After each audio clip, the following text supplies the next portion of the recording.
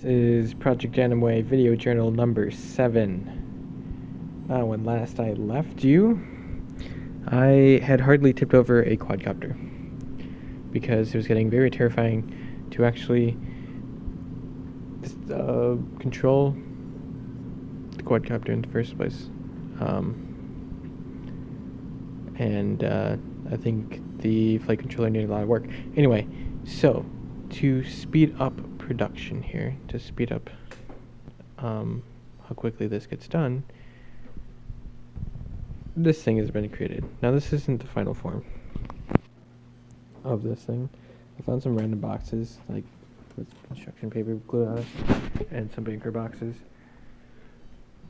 And that lets me limit this. Because if you let it go too far, these things freak out. And that's not good. So, I also thought these things had little holes in them that these could go through. I got washers and nuts and everything to make it all nice and fancy. But right now it's just sitting on this contraption, I suppose, and it's helped a lot. And I guess you realize that there's only 2 props in here. Why are there only 2 props? Well, I was testing it last night, and it went apeshit as usual, as it does, and it completely picked this up. It picked this, or it threw this over. That's why there's 2 weights on there. And it broke a prop again. So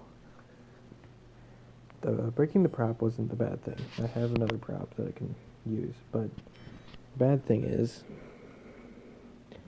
this came off. This nut here. This nut was not a lock nut. So it just flew off and I can't find it. And I guess I probably wouldn't want to use that because it almost hit me in the face. So I guess I'll just show you what I'm up to. Right now I'm just tuning the parameters.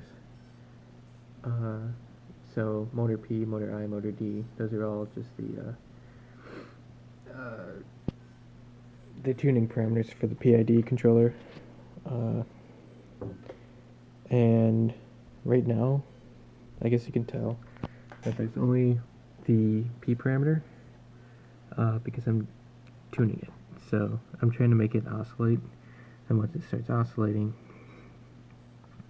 knock that down and put the I and D to where they're supposed to be at, based on where it starts oscillating at. And it's going to be kind of hard to know exactly where it starts oscillating because there's friction of the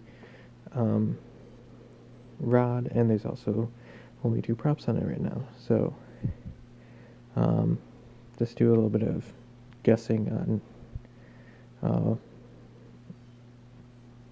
what that should do to the tuning parameters. Like if there's only 2 props, maybe half that parameter and see what happens from there, I guess. But kind of want to get it a little bit dialed in and then go from there.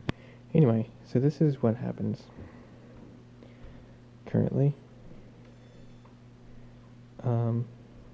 Yeah, it's basically level right now. So I just made it do that. Made it go to one side. And then now it's going to try to start leveling off. As you can see, that one's trying to put it back. So I haven't gotten it quite to oscillate yet. And this one, yeah. So usually you just have to bump up the power.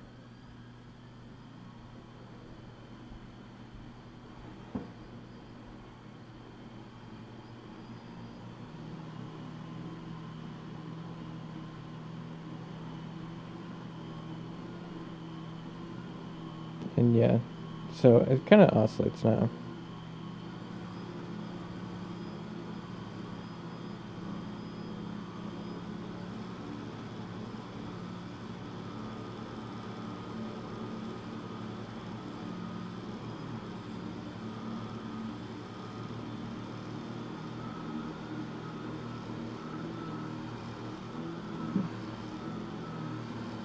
I had some pretty heavy oscillations there.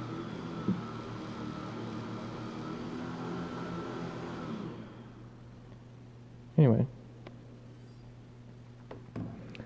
So yeah, I guess that's heavy enough oscillations, and we can get the period of that oscillation and start tuning the other parameters based on that.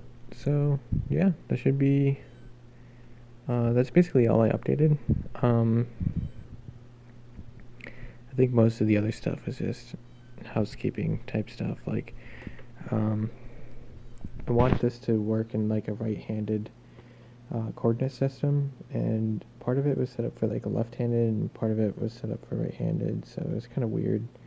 I made it all match, so it's all doing right-handed stuff. The sensor is actually in a left-handed orientation. Actually, the accelerometer and the gyroscope are in left-handed coordinate system, but they're all on this one chip. Even the magnetometer is on that chip, and the magnetometer is right-handed, so you kind of have to do some goofy work with that in order to get it to work. And also, like with this flight controller, it knows where all the motors are. So before, I actually had the distance the motors are, so it's like the origin, I say, is like right here or something, and this is has an XY origin, that one has an XY origin. I used to be measuring them in centimeters, I think, but that's a really bad idea, because that goes into the error, or that goes into the flight controller, and then the flight controller is going to give you an error in centimeters too. So it's going to inflate your error a lot because you're using smaller units. So then, like, something like that, you can even see it. So motor P is set to 1150 right now. Before, that would just be 11.5. So it kind of, it gives you more range to play around with, which is really nice.